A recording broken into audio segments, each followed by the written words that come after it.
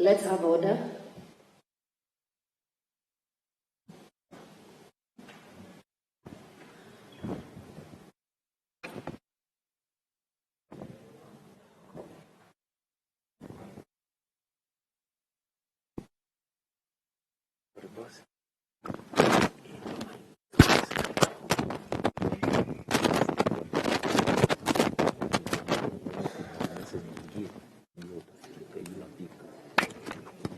Honorable members, I want to call the meeting to order. And since we had prayed, we will go straight to introduction. I'm very sure we have the team from Kemsa. I can see the chair. And I just want to confirm that we have Dr. Manjari. Where's Mr. Eliud Mureithi? And Charles Juma? Okay, and we are ready to proceed. Honorable members, I would like to start with the introduction. We'll start from my right, Honorable Joyce Emaniko. Joyce Emaniko, MP for Turkana County and a member of this committee. Thank you. James Nikal, Member of Parliament for Seme Constituency, Kisumu County, and a member of this committee.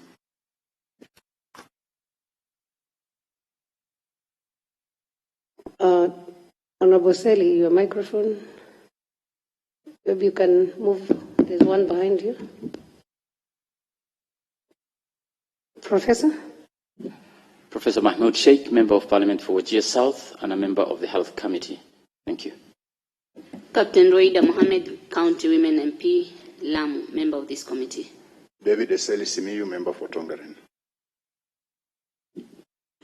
I'd advise maybe you sit there or they fix your microphone, Dr. Eseli. Yeah. Gabriel Tongoyo, MP for Narok West and a member of Health Committee. Thank you. Sangaret Koros, Member of Parliament, Sigawet Soin, and member of Health Committee. Good morning. Adagala Beatrice, Woman MP, Vihiga County, and a member of this committee. Honorable Joshua Kutunyi, MP Cherangan, Vice Chair, Health Committee. And I'm Sabina Chege, member for Muranga, and I chair the Health Committee and the National Assembly. I request the chair to introduce yourself and your team. Kembi Gitura, Chairman Kemsa. Edward Njoroge, Acting CEO, Kemsa. Josephat Mbuva, alternate for the PS Minister of Health in the Kemsa Board. Eliud Mureithi, Director Commercial Services, Kemsa. Charles Juma, Director Procurement. Dr. John Manjari, CEO, Kemsa, suspended. Waiganjo Karanja, Director Finance Strategy, Kemsa. Joy Rigesuka, Member of the Board. Dr. George Walukana, Acting Director Commercial Services, Kemsa. Edward Biluma, Acting Director Procurement.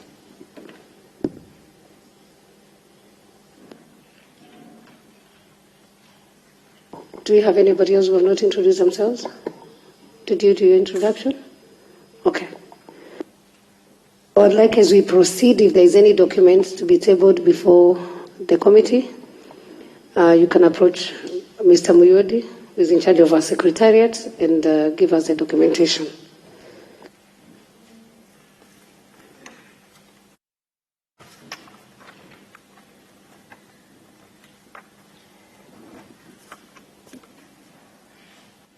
I would like we start with suspended officials before we come to the submission by the board, because there are some issues that might be arise and the board would also need to address.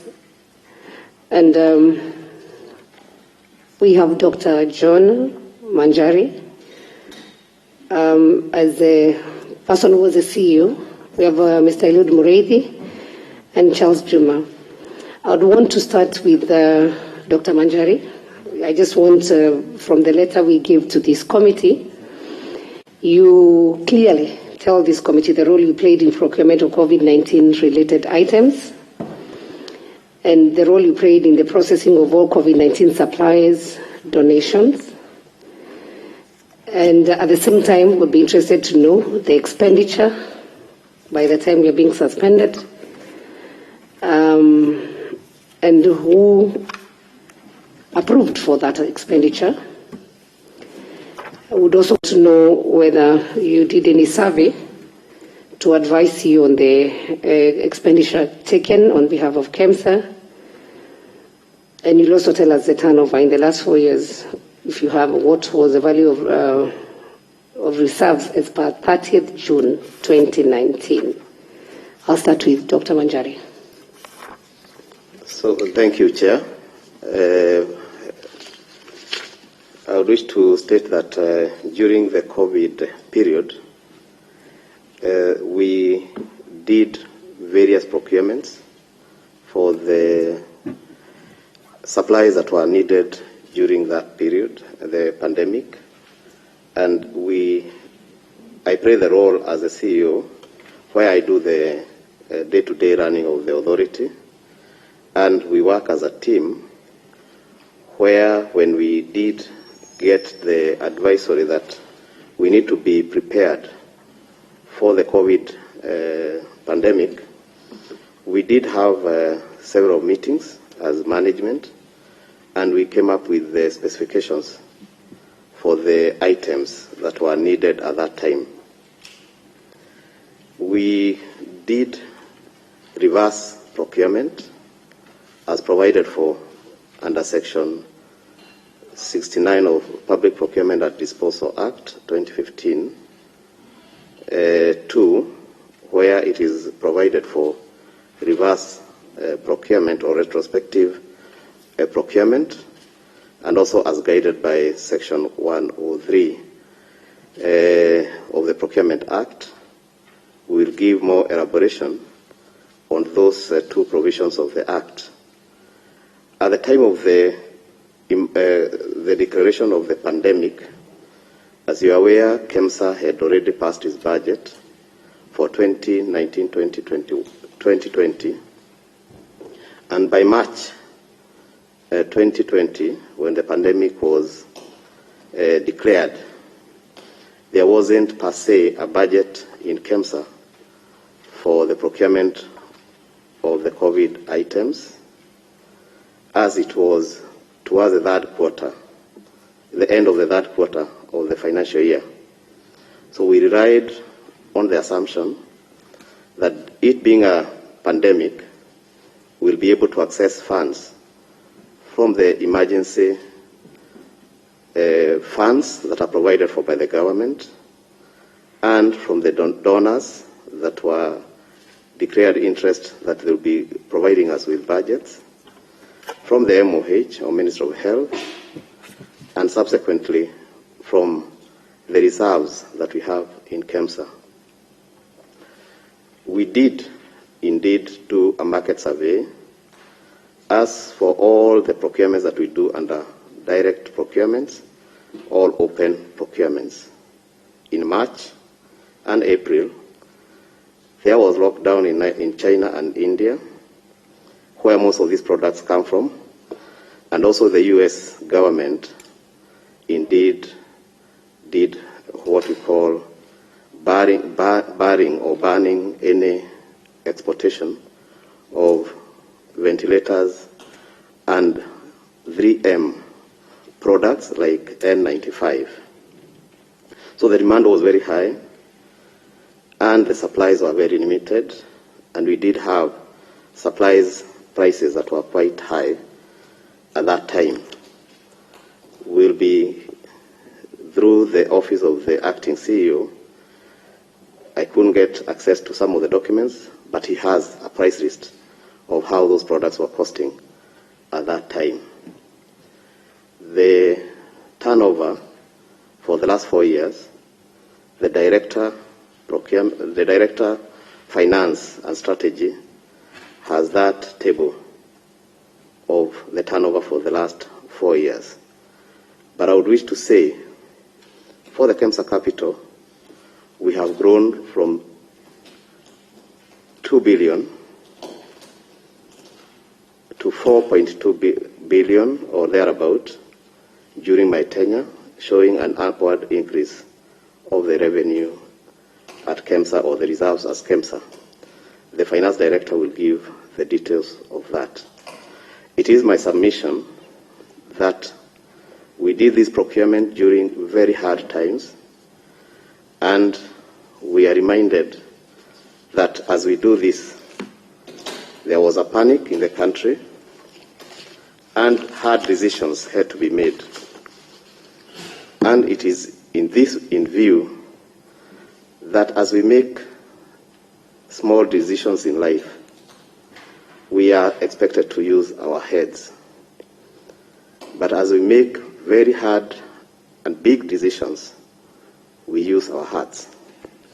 It is for the passion I have for this industry and for the healthcare workers, the frontline healthcare workers.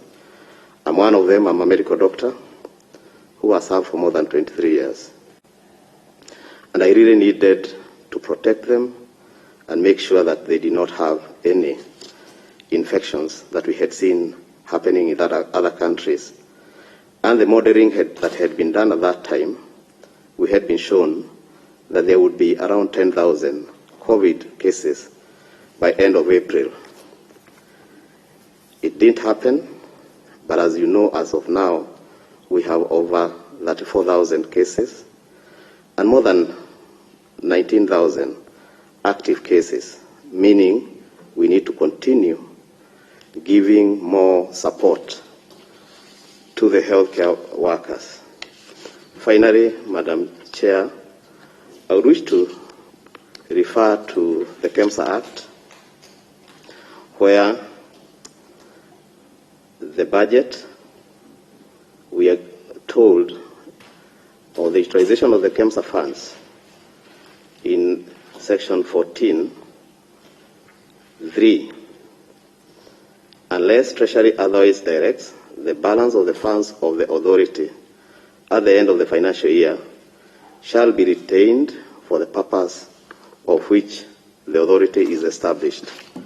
Kemsa mandate is given in the Act and is to procure, warehouse, and distribute health products and technologies to all public health facilities. And finally, Madam Chair, in the same Act,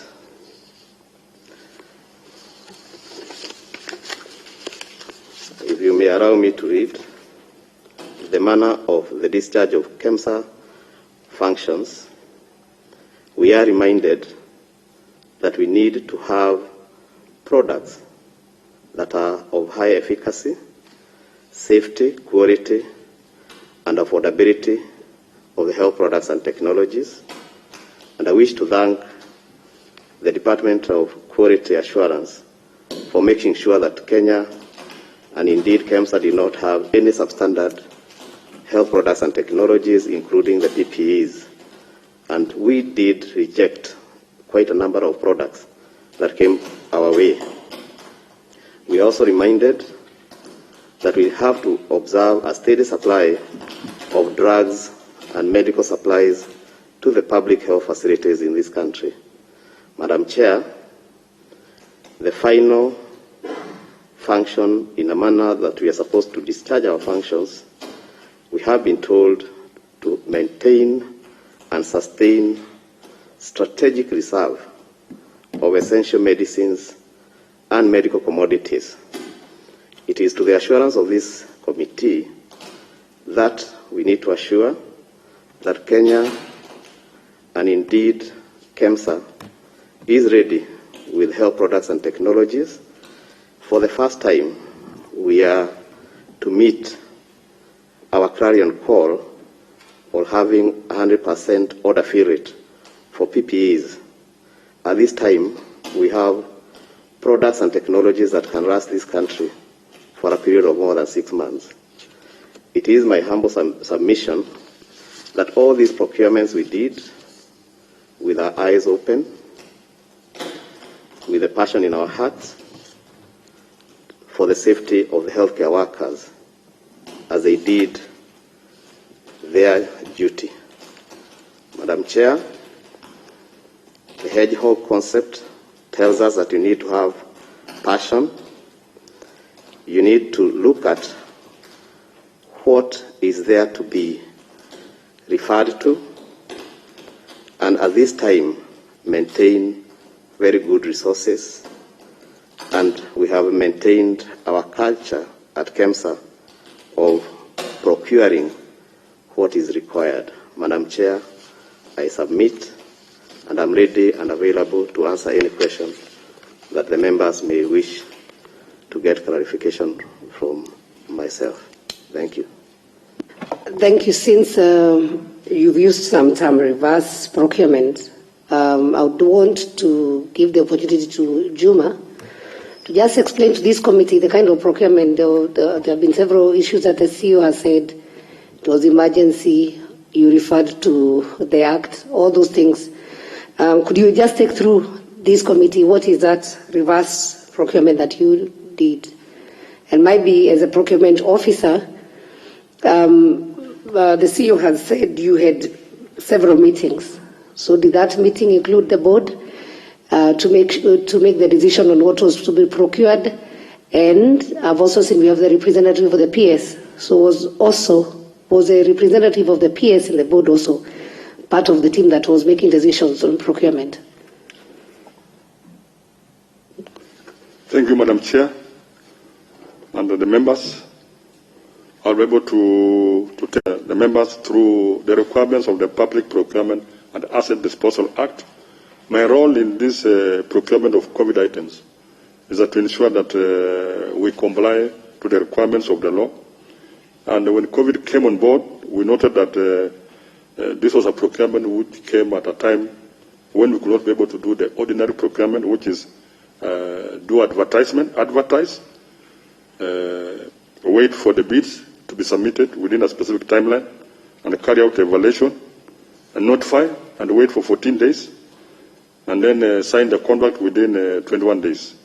And therefore, the procurement of COVID items was undertaken on an emergency basis by way of direct procurement, in line with the Public Procurement and Asset Disposal Act 2015, Section 103, 2, B and C, and Section 69. Audio and ICT, could you kindly just fix whatever is making that noise? We need to clarity when the presentations are being done.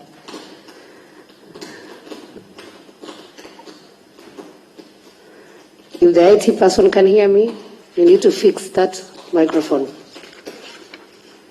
Otherwise, we will see like there is sabotage in this presentation.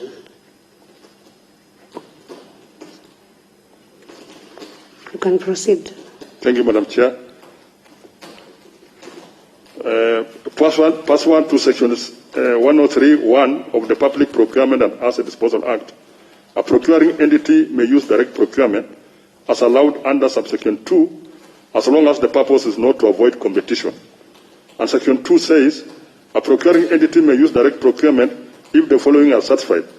And Section B says, due to war, invasion, disorder, natural disaster, or there is an urgent need for the goods, works, or services, and engaging in tendering proceedings or any other method of procurement will therefore be impractical, provided that the circumstances giving rise to the urgency were neither foreseeable by the procuring entity nor the result of dilatory conduct on its part.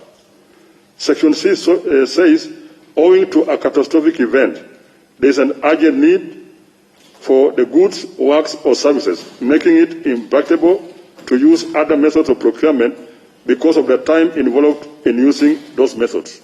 And I just explained earlier that the normal method of procurement, the default method of procurement, is open tendering. And in this case, if you would have would have gone the way of open tendering, and then we will not be able to obtain the commodities which were required urgently to manage the COVID-19. And when you go to the definition of urgent need, as indicated in this section B and C, the definition of urgent need, as per the Act, says the need for goods, works, or services in circumstances where there is an imminent or actual threat to public health, welfare, safety, or of damage to property, such that engaging in tendering proceedings or other procurement method will not be practicable. And therefore, Madam Chair, we noted as Kemsa that at this particular moment, because of COVID-19, there was a threat to public health. And the only way to safeguard the safety of the Kenyans was to ensure that we obtain the commodity which would be required in the shortest time possible. Section 69, which the CEO had just indicated, on how we used what we call it retrospective procurement. It says Section 69, pursuant to Section 69, 1 and 2 of the Public Procurement and Asset Disposal Act 2015, 1 says, all approvals relating to any procedures in procurement shall be in writing and properly dated, documented, and filed. Section 2, which talks of retrospective now, it says, no procurement approval shall be made to operate retrospectively to any date earlier than the date on which it is made, except on procurements in response to an urgent need. So only procurements on urgent need can you be able to do what we call it reverse procurement. And this case, for the purpose of procurement of COVID items, we did what we call it reverse procurement, formalization. Reach out to suppliers who have the commodities in the market and ensure that we get the commodity in the fastest available time, and then formalize the procurement process. And therefore, the process which followed later was in line with the procurement law. The procurement of COVID items was carried out as follows. The prospective suppliers wishing to supply the various items under COVID submitted letters of intent indicating that they wish to supply Kemsa with health products and technologies indicating expected delivery dates.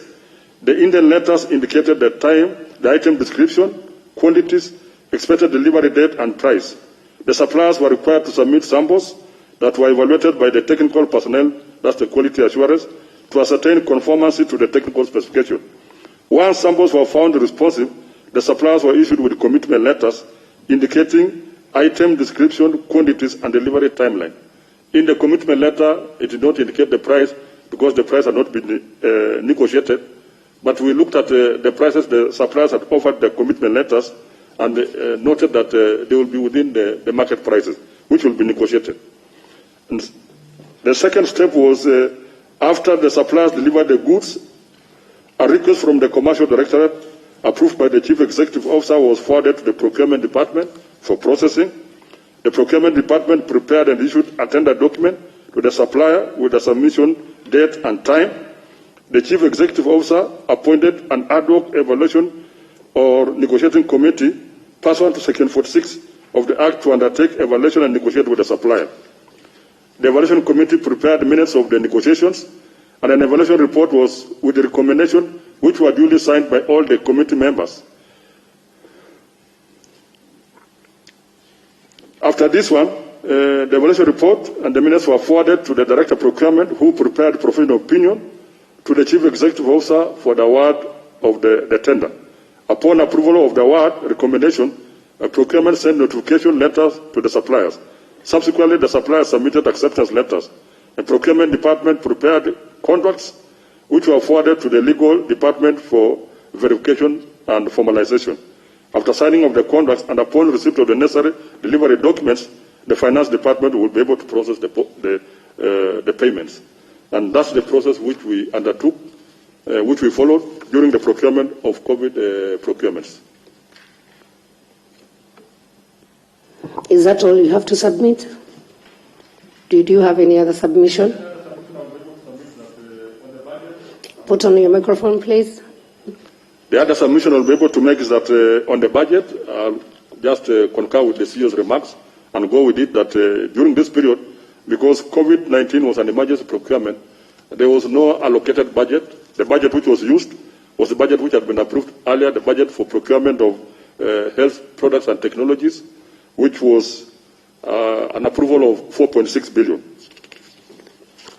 And on the question which was asked whether I had any role to play on supplies of donations, the delivery of all donations are received in the Kemsa warehouse, in which the procurement has no role to play because there is a directorate in charge of the warehouse and the distribution. So I did not play any role on the supplies of donations. On the question which was indicating that the Kemsa board approved the procurement of COVID supplies worth 7.1 billion, I can be able to bring to the attention of this committee that on 19th of March, there was a board meeting with the senior Kemsa management in which the board directed the senior management team to ensure that the commodities which will be required to manage COVID-19 should be available and used.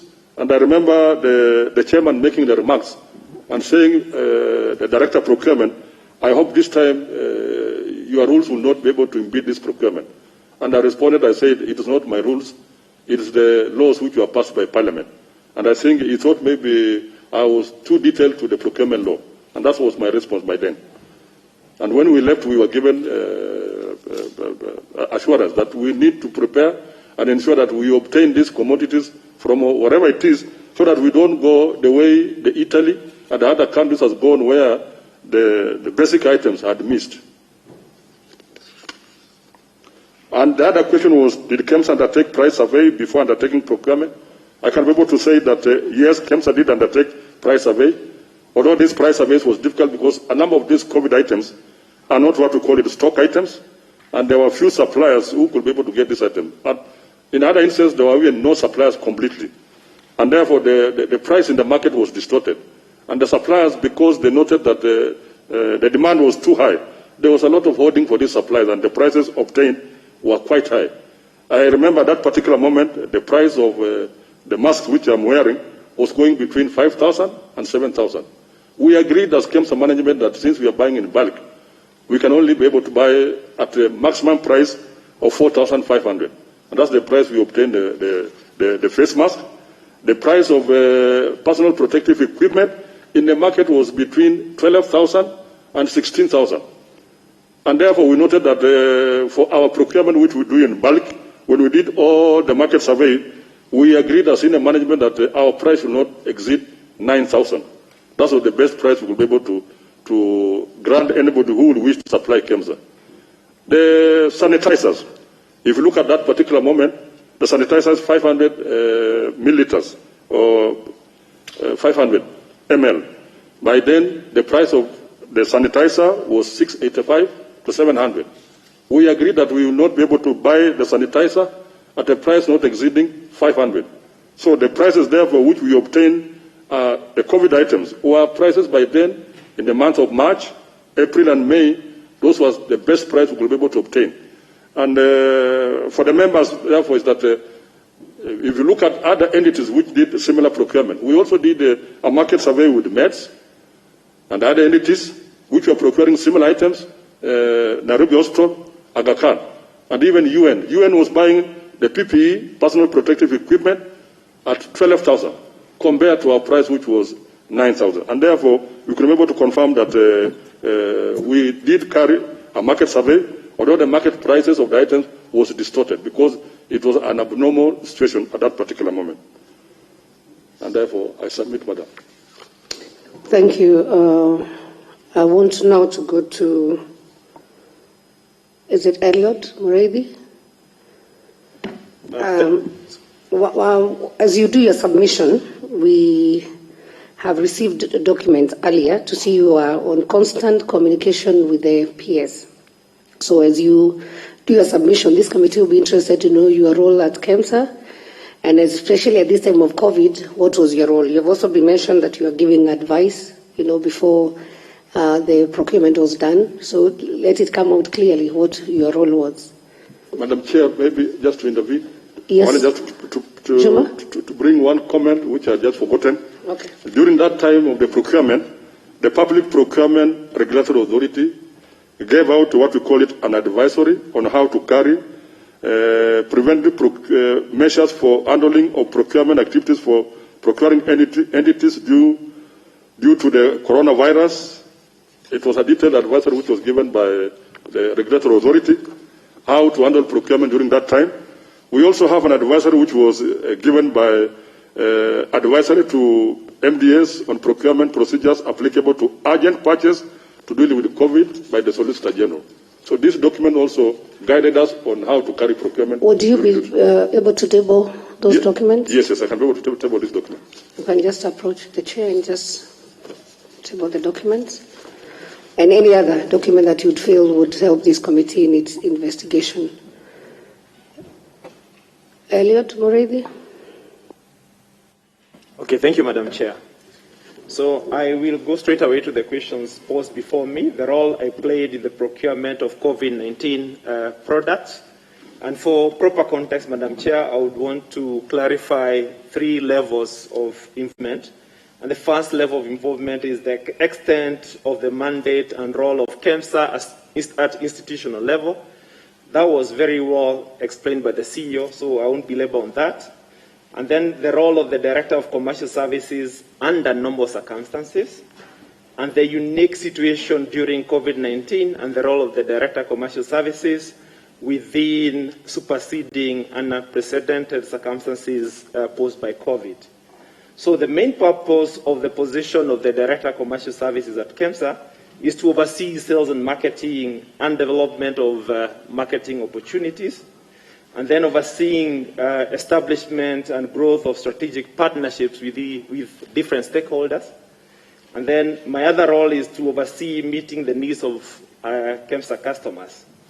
So the role includes both identifying revenue-generating opportunities for Kemsa, as well as managing key client relationship in line with Kemsa's overarching mandate. And possibly this is why I was in constant communication with the PS, and not just the PS, I was in constant communication with different stakeholders within the public health sphere, including the counties. And I would want to say that in all this communication that I was with the PS, I did put my chairman in copy and also my CEO in copy. And Madam Chair, I also want to state that on the 10th of April, I did write an email to the heads of departments, different heads of department I was working with from the ministry, and I stated that all official communications and instructions should be channeled through the CEO's office. But nonetheless, I am not complaining that the PS did communicate with me. Reason being, the CEO had mandated me to be interacting with the ministry on different fronts, like we were participating in a committee called Resource Mobilization Committee, where we would meet as different stakeholders within the health sector to review COVID situation and map out strategies on how to mitigate the spread of COVID. So in that regard, Madam Chair, I am sure the CEO is not complaining. I'm not complaining that the PS did communicate with myself. And again, being the accounting and authorized officer in the Ministry of Health, the PS indeed is free to get in touch with anybody within the ministry.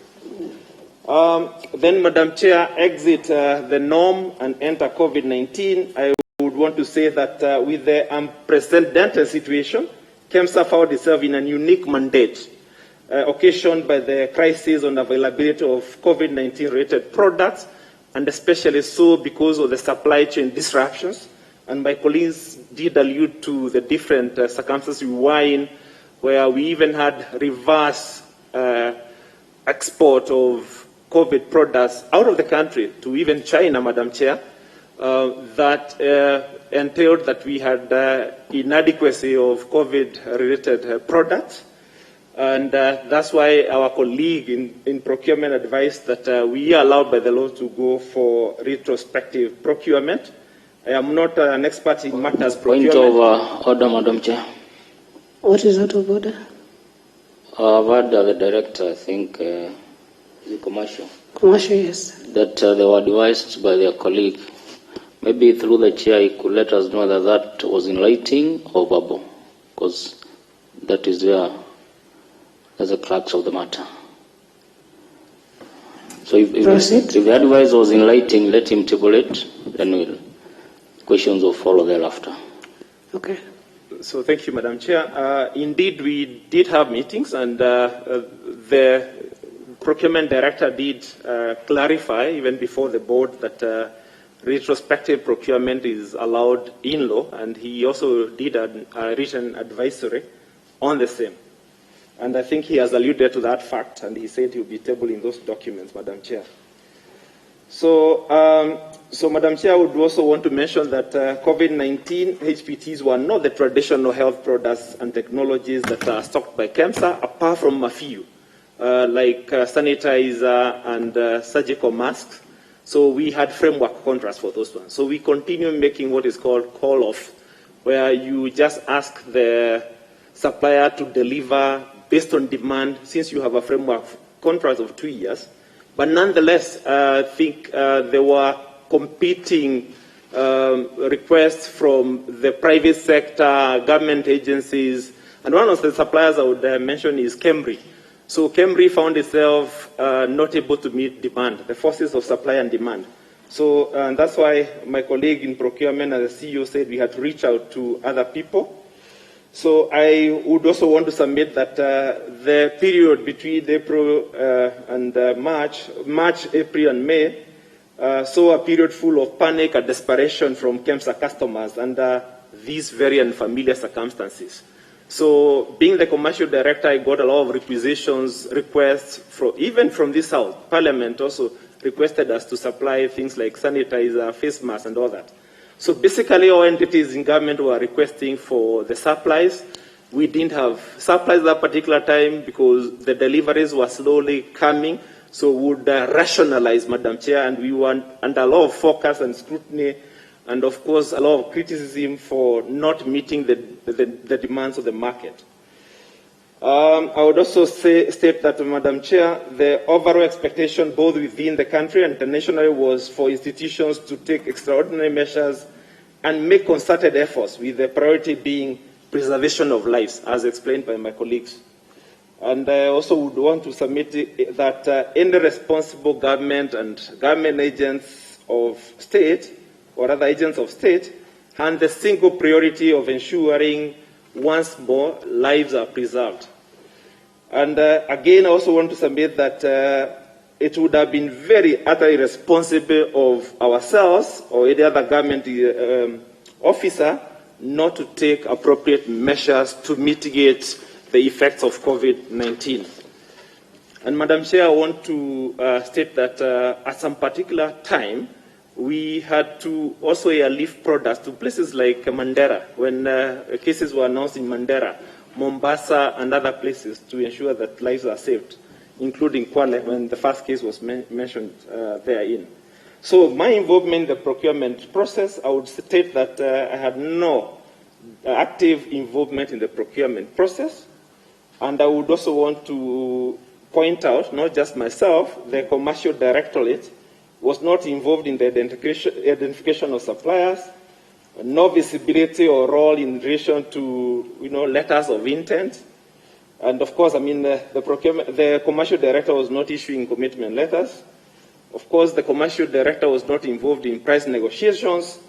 And then, of course, no role in the formalities of receiving deliveries, cross-checking quantities, quality, and the developing of the schedules. And in actual fact, Madam Chair, the commercial director would only get involved at the tail end, after the deliveries have been done and the quality verification done, and the procurement director has consolidated the people who have delivered the products. Then I would be asked to do a requisition to formalize the procurement process as explained by the procurement director. Okay.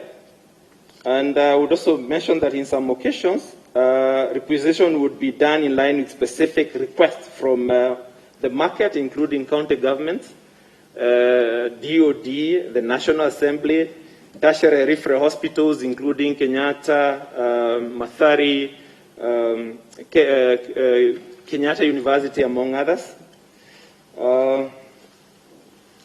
Then, Madam Chair, I would also want to state that in regard to the role I played in terms of COVID-19 supplies donations, is that this particular role rests, of course, under the purview of warehousing and distribution, because they are the ones who are receiving these particular products, Madam Chair.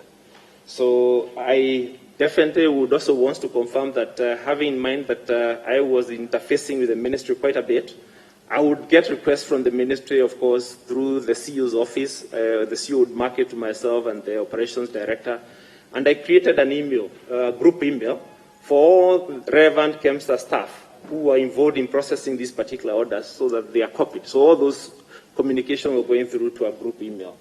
But the Director of Operations would be best suited to explain this further. Okay. The other question was in relation to whether the board approved the budget. The CEO has responded to that. And the other one was, did Kemsa undertake price survey? My colleague, procurement director, has explained that as well. And the other question is, what is the Kemsa turnover? Madam Chair, just to avoid any situation of indubitable figures, I would request that that is responded to by the Director of Finance and Strategy, but the CEO has tried to explain that as well. In summary, Madam Chair, I would want to state that it is necessary to appreciate the unique circumstances occasioned by the unprecedented COVID-19 and the need for prompt measures to address the situation which was rapidly unfolding, and not just in Kenya, but globally. And then the design of the process was such that, unlike normal circumstances, the involvement of the Director of Commercial Services was peripheral and only in relation to steps towards the tail end of the process. And then I would also want to state that amidst the unprecedented situation and the momentous challenges, I consider the situation to be ons that required us to act promptly for public good and in good faith. In all this, I was performing official duties and acted within the law, Madam Chair. I rest my case. I am ready for any questions, Madam Chair. Thank you. You have the document to submit to the committee? If you give me time, Madam Chair, I would then go and work out a document that I can submit. And that same case with the CEO? Thank you. I want to open it to the members before we go to the board.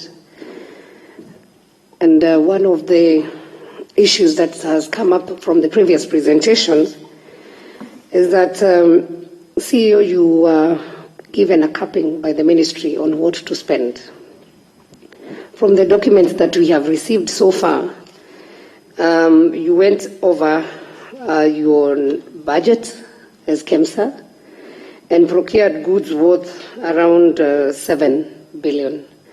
Whereas the letters we got from the ministry, there was a previous letter that you had actually asked to spend 1.5 billion, and you advised only to spend the 700 million, around that figure. So who authorized you to incur expenditure above what was supposed to be part of your budget? And I'm very sure that budget was not only for COVID, it was for other operations within Kemsa. And how are you planning to recover the money that was spent? Where did you get the rest of the money to spend? Madam Chair and committee members, as I had said during my submission, indeed, Kemsa was found itself in a very unique situation where we had an allocation of 4.6 billion to spend on HPTs, that is health products and technology. Under this circumstance, we never anticipated that we will be using this money for the COVID-related expenditure. And the assumption, as I said in my submission, was that we'll be getting budgets from Treasury, MOH, and from the donors. Come the time when we did consolidate and we sent our budget support request to the ministry, we participated in very many meetings, what we used to call resource mobilization meetings. At that time, we did have a budget that had been given to us of around 1.1 billion, and from World Bank. And this was merged together with the KEMRI budget to include PPEs and reagents. So the budget that we were later provided for was 758 million, and the documents, I believe, had been submitted to this House. And as management, And considering that on March 19th we had been told to procure adequate supplies to meet and observe our mandate in the mitigation and the fight against COVID, we did now make a decision as management to do utilization of the 4.6 billion. And as I had explained in my letter, our provisions for payments of our suppliers fall between 30 to 90 days, depending on the category of the suppliers. So we did know that this will be overlapping to the next financial year, which is now current 2020-2021. And we are hoping that the suppliers that had not been paid, as it has been practiced in Kemsa, where suppliers do supply within the month of May and June, and their payments fall in the previous or the subsequent year. In the subsequent year, we knew that the balance of what we had not paid, amounting to close to 2.9 billion, will be paid using the approved budget of this current financial year. As you are aware, Madam Chair, Kemsa do operate a revolving fund, and that is what we were hoping to utilize. We are also owed several monies by counties, the Ministry of Health, our strategic partners, and from other sales that we make to the referral hospitals and other faith-based organizations.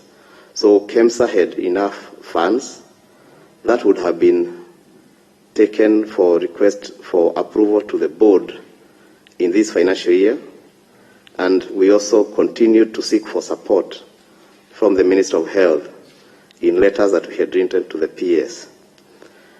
So, Madam Chair, it is true the approved budget was 4.6, the expenditure was around 7.7 billion, and we were hoping that the overrun of the budget will be funded during this financial year, Madam Chair.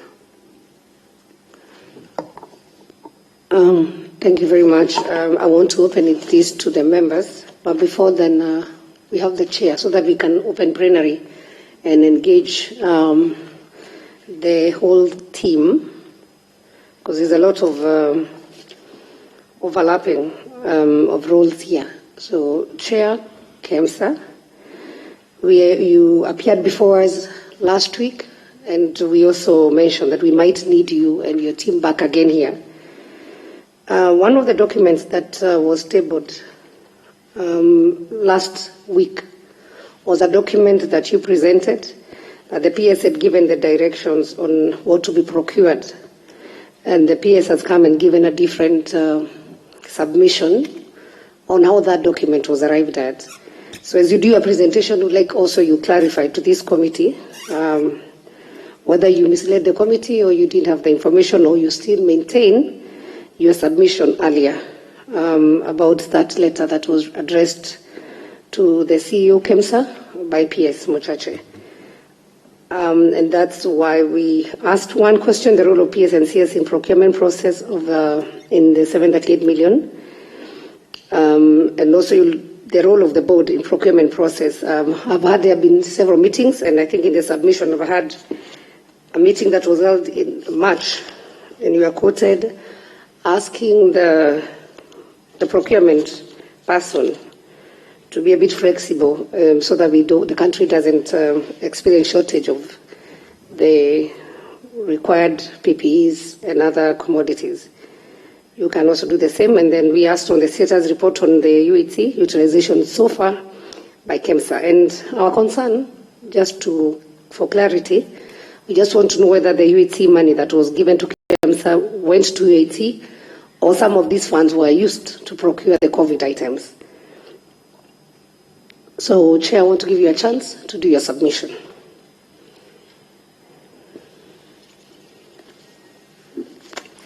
Thank you very much, Madam Chair. Madam Chair, I was before you last week, and I did make lengthy submissions on the issues that you had raised with me. Now, on the issue of the 758 million shillings and the letter from the from the Principal Secretary, Ministry of Health, I think it was April of this year. My answer to that question, if I remember correctly, and I'm sure the answer will bear me out, I said that letter speaks for itself. And I know that it has been discussed subsequently. And I've been on record as saying, Madam Chair, and I said this at the Senate, that subsequently it has become clear that that letter, the list that is attached to that letter of the several commodities that were to be procured, that list had actually emanated from Kemsa, then gone as a document to the PS Ministry of Health, and that is how it came to be attached with the companies to procure from and the prices. I'm sure that Dr. Manjari will be able to explain that much better than I could, but the position is that, as I understand it, the figures, the annexure to that letter of 758 million shillings had actually emanated from Kemsa in the first instance. So that's an issue, Madam Chair, with your permission, that I would ask Dr. Manjari to explain in due time in answer to the questions. You have referred to a document, Madam Chair, dated March, in which you said I said something to the procurement department. I didn't understand that. Maybe if you could repeat that, please. Not a document. When the officers were answering the question whether they consulted on expenditure, they mentioned that there was a board meeting on, was it 13th March? It was 19th March, that the board advised them to go ahead to procure and to save this country. I just wanted, 19th March, there was a board meeting, and you gave them a go-ahead to procure. Madam Chairman, I've seen the draft minutes of that meeting. I cannot confirm or deny them because we had a meeting on that day. These minutes have not been signed because we have not had a subsequent full board meeting. But that be as it may, what I can confirm to this committee, Madam Chair, is that yes, the board did tell the management that in light of the COVID-19, because COVID-19 was declared a pandemic on, I think, on 13th or 15th of March. This meeting is on 19th of March, so we must have called an urgent meeting to deal with issues to do with COVID-19 and the kind of preparedness that we are supposed to be in. And what we did as a board was to ask management to ensure that they were prepared under the mandate of the Kemsa Act with the emerging issues to do with COVID-19. That would be correct. Whether or not the minutes that have been submitted to you are correct, Madam Chair, if they have been, just to note that these are not confirmed minutes and these are not signed minutes, Madam Chair, so that my comment on these minutes is only what I've said, that yes, we asked the management to ensure that they were prepared to do the COVID-19 issues under the mandate of Kemsa under the Act. Now, and I hope that answers the two questions. You've raised, the issue was raised of the role of the board in the procurement process and financial management at Kemsa. This question was canvassed again at great length the last time I appeared before you, and it will be found in the Hansard. But just to reiterate that the role of the board in the procurement on these issues was as per the board mandate, that is, to give direction on how the management does and conducts itself, Madam Chair, in these circumstances. But having said that, and as has been confirmed by both the CEO, Dr. Jonah Manjari, and also by Mr. Juma, Charles Juma, Madam Chair, there was a budget which was 4.6 billion shillings.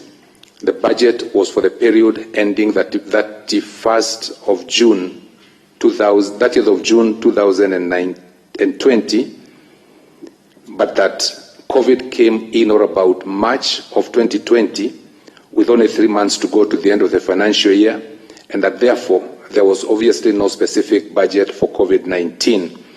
The board approved a procurement plan at the beginning of the year, of the financial year, that is July 2019, ending June 2020. We approved a procurement plan, and we approved a budget. Then obviously we left the management to deal with those issues. But in fairness to the management, Madam Chair, the procurement plan, of course, had nothing to do with COVID because COVID was not contemplated. It came towards the end of the financial year, precisely in the last 3 months of the financial year. Kemsa, under its mandate, was expected to be prepared to deal with these issues, and the Cabinet Secretary, Ministry of Health, did come up also with these issues yesterday, and he said what he said. And all we can say, Madam Chair, is that we as a board acted within our mandate, A, to approve a procurement plan under the budget, and B, to ensure that the management was fully prepared as it is required to be in terms of dealing with emerging issues, in this case, the COVID-19 issues, Madam Chair. The only other issue now is to deal with the status report on the utilization of UHC funds transferred to Kemsa. Again, since Dr. Manjari is here, I'm sure he'll be he's quite well versed to deal with this. But the figures I have is that we received a total sum of 12.5 billion shillings. I can break it down if you wish. 12,506,762,961.90 to deal with COVID, to deal with UHC matters, Madam Chair. That we have so far utilized 5,394,645,656, leaving a balance of 7,112,117,305.90. And we have attached the necessary documents to show how those figures have been arrived at. I'll be asking, with your permission, Madam Chair, that either Dr. Manjari or Mr. Edward Jeroge, the acting CEO, gives you a breakdown of those figures should you so require. Then you have the last question you asked of the board was a status of the delivery and receipt of the procured COVID-19 related items, and we have attached a document to set out those the record clear on the request from you and your committee, Madam Chair. I don't believe there's anything else that I need to deal with at the moment, but of course I'm open to any questions. But the three directors, the CEO, Mr. Juma and Mr. Mureithi, have answered the questions that were put on them. And like they have said, Madam Chair,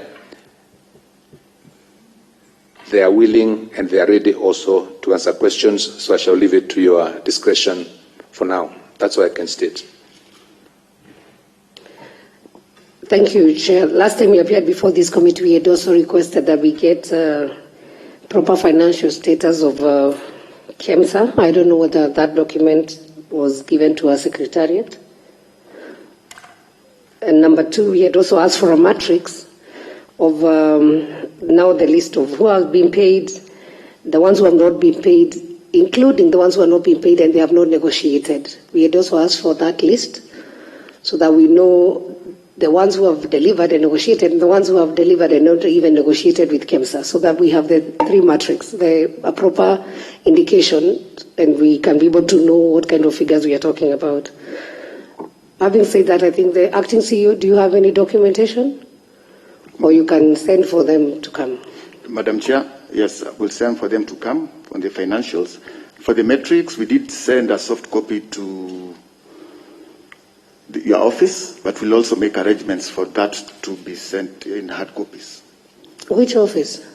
The Secretariat? Magut. Okay. If you are able to get somebody to print for you, we'll be interested to have that matrix. All right, and there's a hard copy that is in the file that has just been presented to you, although it's a bit. Yeah, this is not clear. You see what we want? We just the list of how much has been paid. The total amount of the expenditure that Kemsa did without the expenditure from ministry is around 7.6 billion. Correct, yes. So we just need a list of this has been paid. These ones have not been paid, but already negotiations have been done with the costs, agreed amount of payment. Because as you explained about this reverse, there was delivery and then people negotiate for the prices. So we need to know the list of those who have negotiated already, how much it is, and then the ones who have already delivered and not negotiated. So that means it's blank because you have not agreed on how much you're going to pay them. Understood. We'll make plans to have them printed and sent over to your office. Okay. In that format. Yeah, I would like to have that format. I want to open it to the plenary. So, honourable members, anybody with a comment or question? And there are some documents Magut has shared on the group, so you can be able to access to them.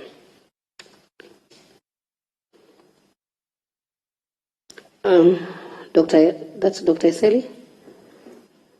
And then I'll go to Honorable Wino, I'll go to Honorable Dagala, Captain Ruwaida, in that order, and Professor.